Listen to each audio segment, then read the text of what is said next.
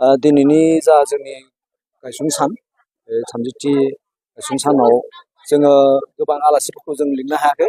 जोङो बिटिआरनि चिफ प्रमद बर'खौ लिंदोंमोन, नाथाय बिथाङा जोबोद व्यस्त थानायनि थाखाय बेयाव फैनो हायाखै। बिथाङा जोंनो मिथिहोदों।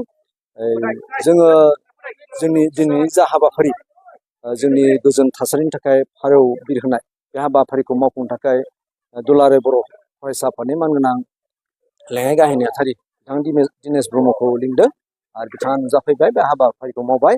आरो गुबुन आफादनिफ्राय जोङो बेबायदि लिंनाय जायासै।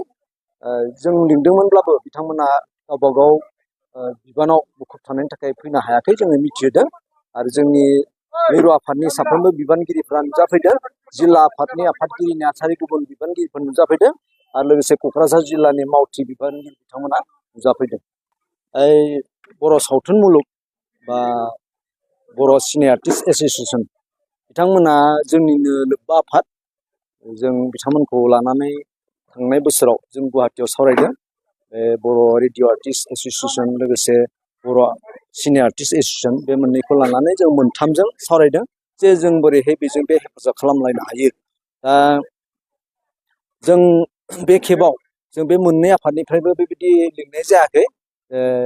जोंहा जिहेतु थाखा फैसानिबो एसे आंखाल जाना फैबाय, जों बिथांमोनखौ लिंनो हानाय जायासै। थेवबो जोंहा मोजां सोमोन्दो दङ आफाद मोननैजों। आरो जोङो हारिनि खामानिखौ बे बर' हारिमुआनो जा, सावथुन मुलुगानो जा, बा रेडिअ' टिभिनि मुलुगानो जा, जों मोनथामजों लोगो लांनानै जों बेखौ आवगायबाय थागोन, मावबाय थागोन। बे जोंनि थांखि।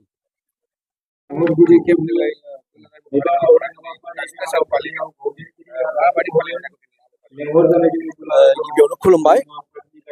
दिनै दुलाराय बर' हारिमु आफादनि 33थि बोसोरसालिया बे गायसनथि सान। आरो बेखौ दिनै जोङो क'क्राझारनि नैबे दुलाराय बर' हारिमु आफादनि गाहाय मावख' बिनि लांगोनायाव लानाय जादों। बेखौ बानजायदों दुलाराय बर' हारिमु आफादजों लोगोसे क'क्राझार जिल्ला दुलाराय बर' हारिमु आफाद। आरो बेखौ दिनै जोङो जोबोद गाजा गोमजायै फालिनो खाबु मोनबाय। बेनि थाखाय आङो जोंनि दुलाराय बर' हारिमु आफादनि साफ्रोमबो मावथि लोगोसे साफ्रोमबो बर' माहारिखौ आङो साबायखर बावदों बे बुब्लिनि थाखाय। आरो दुलाराय बर' हारिमु आफादनि जा थांखिफोरमोन, जे बर' हारिमुखौ बुहुमाव सिनायथि होनाय, फेहेरनाय, बेखौ जोङो मावबाय थादों। जे बिनि जा मिडिया, जा बिजों फरायसालि बा कलेजफोरनि गेजेरजों बेखौ फेहेरनाय, फोसावनाय, बेबो जादों। आरो जोंहा बड'लेण्ड इउनिभारसिटिनि गेजेरजों जा जोंनि Subha Brahma art and music college दङ, बेनि गेजेरजों जोङो बेखौ मावफुंनो हादों। डिग्री कर्स बेयो जाजोब्बाय। आरो जोङो दायो बे मास्टार डिग्री कर्सनि थाखाय थाम-थिम खालामदों। जे बड'लेण्ड इउनिभारसिटिया जा सिलेबास आरो जोंनि कर्सफोरखौ बिदों, जों बेनि थाखाय थाम-थिम खालामबाय थादों दायो। आरो साननैसोनि उनावनो बेबो MA कर्सआ जाफुंगोन। आरो जोंनि फरायसाफोरा जायफोरा बर' हारिमु दामनाय देनायनि सायाव, मोसानायनि सायाव गोसो गुदुं, बिथांमोना फरायनो हागोन।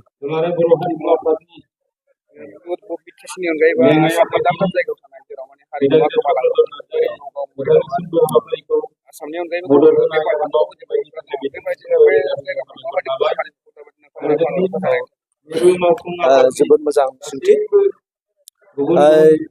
बर' हारिमुखौ दायो जोंनि बे बिटिआर बा आसामनि अनगायैबो जोङो गुबुन गुबुनावबो फोरोंनाय लोगोसे फोसावनायनि राहाखौ लादों। जे जोंनि बिटिआरनि अनगायै जोंनि बिटिआराव दायो 12टा जिल्ला दङ जोंहा। आरो आउट अफ बिटिआर गथै आसामाव 25 जिल्ला दङ। कार्बि आंलं, गुवाहाटी, खोला कामरुप, बेनिफ्राय नगाव, मरिगाव, शिबसागर, डिब्रुगड़, तिनसुकिया, बेनिफ्राय लखिमपुर, धेमाजि, बेबायदि जिल्ला दङ। दा जों नुनो मोनदों जे जोंनि बिटिआरनि बाहेरनि जायफोर जिल्ला आफादफोर दङ, बिथांमोनाबो जोबोद गोसो गुदुङै बे हारिमुनि खामानिखौ मावबाय थादों। आरो जा बर'नि मोसानाय, दामनाय देनायफोर, बेफोरखौबो बिथांमोना जोबोद गोसो गुदुङै सोलोंदों।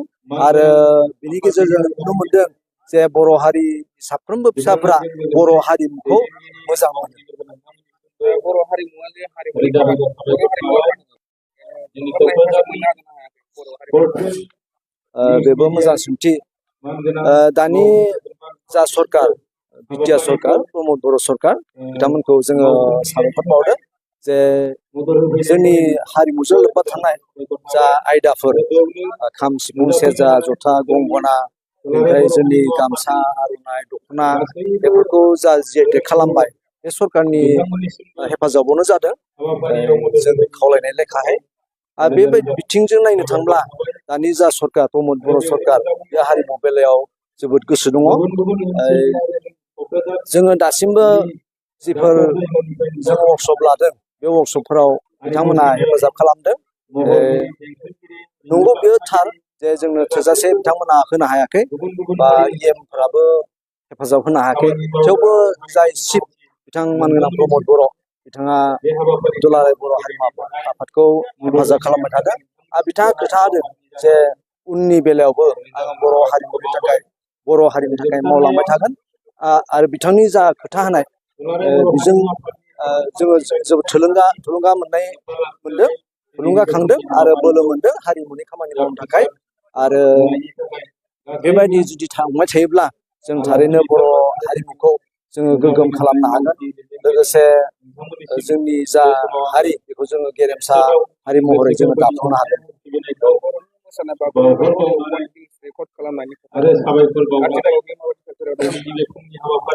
जों बेखौ थांनाय बोसोरावनो जोङो मावफुंनो होननानै जों नाजादोंमोन जोंनि बिटिआर सरकारनि चिफ बिथां प्रमद बर' आरो आसामनि chief minister doctor Himanta Biswa Sharma बिथांमोन सानैनि नाजानायाव बेयो जाफुंनो गोनांमोन नाथाय थांनाय बोसोर डिसेम्बराव बियो जायासै आरो एप्रिलाव बिथांमोना खोथा होदोंमोन नाथाय एप्रिलावबो नैबे एमपि इलेक्सन फैनायखाय बेखौ जोङो मावफुंनो हायासै नैबे फैबाय थानाय बे बोसोरनिनो बे अक्ट'बर नभेम्बराव बिथांमोना जानायनि एसे ग्रिन सिगनालखौ होदों आरो जुदि बियो थारैनो जायोब्ला बियो मोनसे बर' हारिनि थाखाय जोबोद देरहासारनाय जागोन